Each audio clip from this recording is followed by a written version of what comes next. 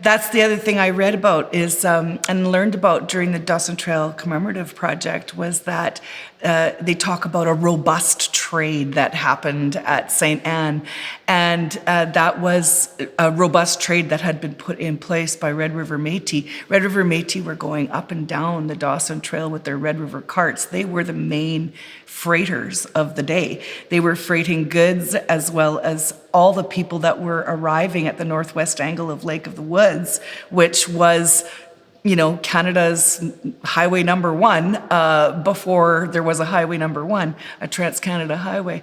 And so, yes, this robust trade is something they talked about a lot. And then, but then things quickly changed, to be honest with you. There, with the large influx of Anglo-Saxons, particularly Orangemen loyalists that were part of the Red River expeditionary forces under General Wolseley, or I think he was a major general at the time. Anyways, they came in and, with, a lot of arrogance, taunted Red River Métis, suggesting that they were going to come en masse and take all their land and that they would become nothing. And this was really what raised the ire of the Red River Métis and Louis Riel and his compatriots to step on the chains of the surveyors back in 1868 and 1869, leading up to the post-1870 period where all these new immigrants were coming in. So yeah, I mean, one thing about Red River Métis was they were incredibly generous.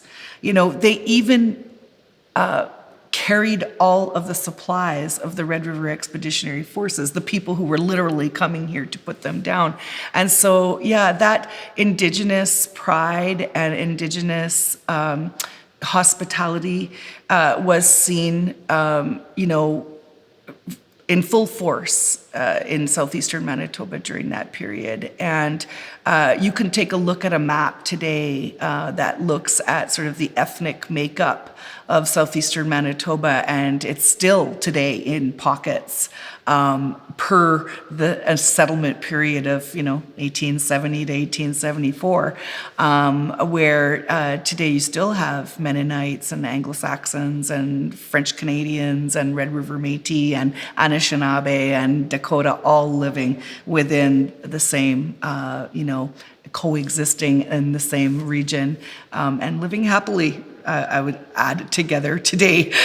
So I think that's a big point of pride. The only thing that is bothersome sometimes, I know, for Red River Métis of this region, meaning the southeastern region of Manitoba, is that a lot of the place names have disappeared and been replaced by either Mennonite names or Anglo-Saxon names, and even French names.